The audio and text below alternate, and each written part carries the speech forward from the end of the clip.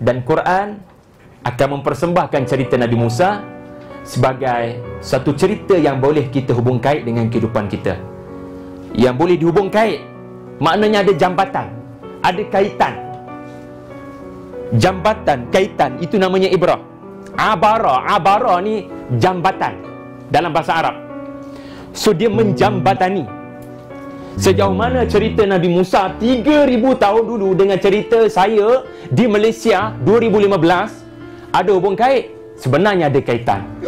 Cara Allah persembahkan cerita Nabi Musa adalah dengan cara yang boleh dikaitkan. Liulil albab, kepada mereka yang benar-benar mengaji. Jadi tuan-tuan semua, itu yang pertama. Soal cerita secara keseluruhan, tuan pun akan dapat gambaran. Namun yang paling penting, kita nak petik kaitan cerita Nabi Musa tu dengan kehidupan kita.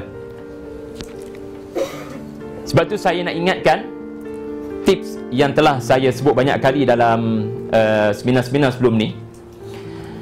Kalau kita nak ibrah, kita nak dapatkan ibrah, tips dia ada 3. Okey? Tips dia ada 3. Ada 3 cara. Okey, ada 3 cara. Pertama, ni orang yang nak tahu ibrah ni, Allah Ta'ala berkata sesungguhnya pada kisah-kisah Nabi-Nabi ada ibrah, tetapi tidak semua orang akan dapat ibrah. Ramai orang tahu cerita, tapi tak ramai orang dapat ibrah, pelajaran daripada cerita. Yang hanya akan dapat pelajaran daripada cerita hanyalah orang yang bernama ulil albab. Ulil albab, uli mempunyai albab, lub, akal yang tajam, akal yang cerdas. Seorang yang berfikir, menghayati, mengkaji, insya-Allah dia akan dapat pelajaran yang sebenar, the real story behind this story. Jadi tips yang pertama, ini pengalaman saya 2 tahun di IKIM, kita korek, maka dalam bahasa mudah ada 3. Pertama, untuk dapat ibrah, tuan-tuan kena tanya, macam mana situasi Rasulullah masa ayat ni turun? Itu nombor 1. Macam mana situasi Rasulullah ya bila baca ayat ni? Sebab apa? Nanti tuan-tuan akan dapat gambaran macam mana Nabi mendapat ketenangan, sedangkan sebelum itu emosi Nabi berada dalam keadaan benar-benar diuji, tetapi bila turun ayat itu ia memberikan Nabi ketenangan. Contoh surah An-Nazi'at, belakang sekali tuan-tuan. Kita ambil contoh surah An-Nazi'at, di belakang sekali, handout anda tu, belakang sekali. Ada satu ayat 17. Ayat 17. Boleh nampak tak ayat 17? Boleh baca? 1, 2 mula. Idhhab ila fir'auna innahu tagha faqul hal laka ila an tazakka. Okey. Macam mana nak dapat ibrah? Ada 3 cara. Pertama, macam mana situasi Nabi masa surah Nazi'at ni turun? Tanya ustaz pun tak apa, buka bayinah.com pun tak apa, ataupun teka-teka je lah. Teka-teka ni maknanya surah ni Mekah ke Madinah. Itu je cara paling mudah. Sebab mana-mana terjemahan Quran mesti akan bagi tahu An-Nazi'at turun kat Mekah. So apa kaitan surah turun kat Mekah? Apa beza turun kat Madinah? Turun kat Mekah ni makna Nabi benar-benar diuji. Dan adakah anda sedang berada dalam situasi Mekah? Orang kutuk, orang keji, orang kritik, orang tak nak ambil kita sebagai pedoman. Rupanya ketika ayat ni turun, Rasulullah berada di dalam keadaan kecil hati.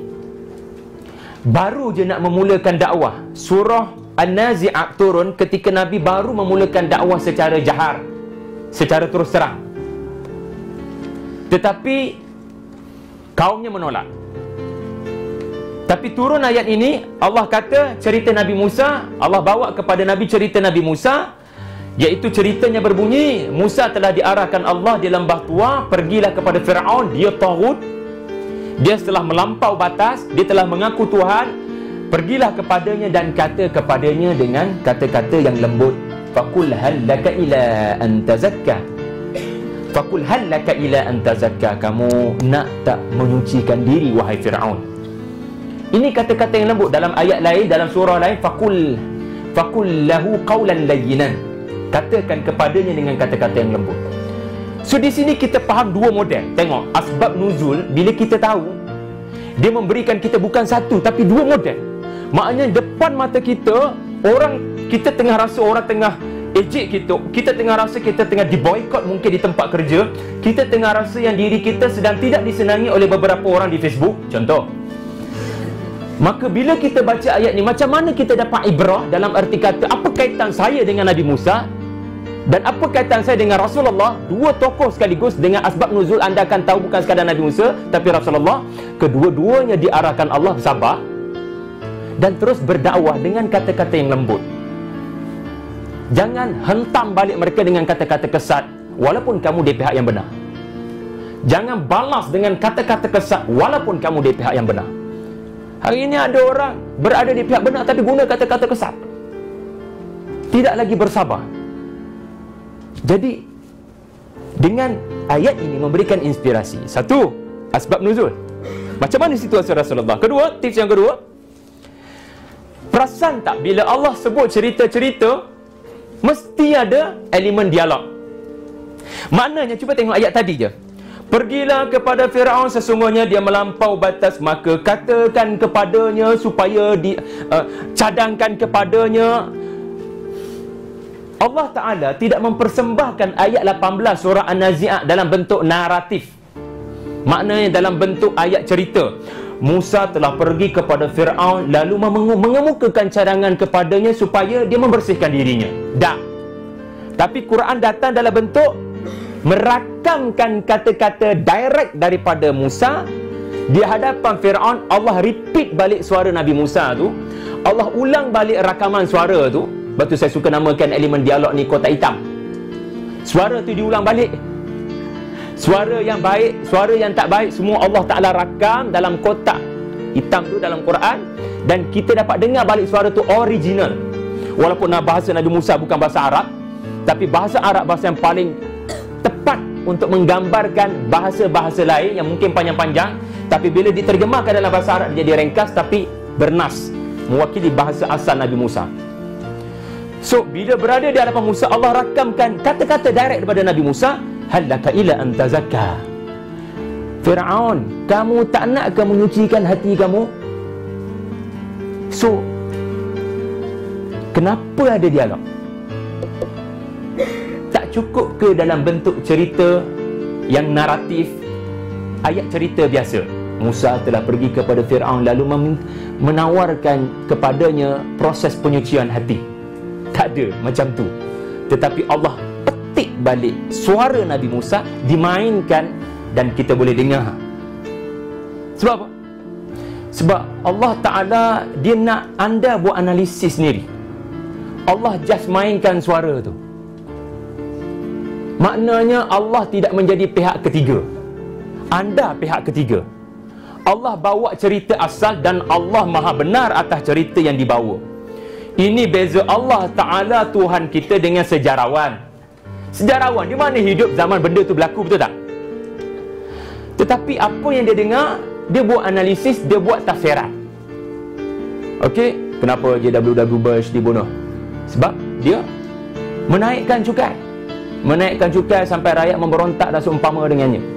Itu analisis. Betul tak betul tu nombor dua. Tiba-tiba ada fakta bertentangan. Tapi apakah word JWW Bush? Kenapa saya bawa contoh ni pula dah?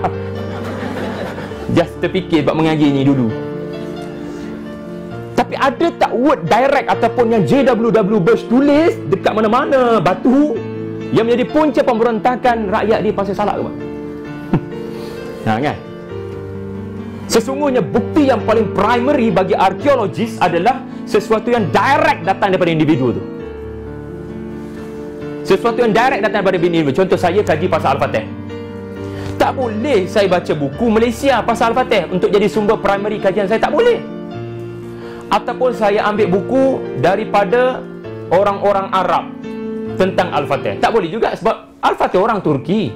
Maka saya kena ambil orang Turki yang hidup pada zaman Al-Fatih yang meriwayatkan sejarah Al-Fatih. Tetapi yang paling primary adalah apa yang Al-Fatih kata tentang dirinya, betul tak? Betul, saya kaji syair dia. Syair dia akan memberitahu saya banyak persoalan. Apa yang menyebabkan dia boleh tawan kota paling kebal di dunia? Syair tu bagi tahu. Antaranya kata-kata Muhammad Al-Fatih, aku suka untuk tinggalkan istana menyertai 1000 peperangan. Aku suka 1000 peperangan. Aku suka peperangan. Siapa suka? Dia suka. Suka datang daripada exposure daripada kecil. Suka minat macam anak-anak kita suka Avengers contohnya. Sebab dia dah lama dengar cerita ni daripada komik-komik dan dia tahu ya superhero ni boleh memberikan dia semangat. So akhirnya dia minat sampai boleh main game 2-3 jam tak sedari. Tetapi minat itu datang daripada pendedahan daripada awal. Jadi tuan-tuan puan-puan sekalian, apabila ada dialog, artinya kamu tafsirkan sendiri. Sebab tu ada mufassirun, sebab tu ada ahli tafsir. Dan bagusnya ahli tafsir bukan seorang dua je sebagai rujukan. Anda ada banyak mazhab tafsir. Ada Ibnu Abbas, ada Ibnu Mas'ud, dan selepas-selepas tu pun banyak rujukan. Maknanya dengan banyak membaca, anda akan lebih melihat sesuatu ayat itu dalam keadaan yang lebih menyeluruh, dan ibrah akan dapat dengan lagi banyak.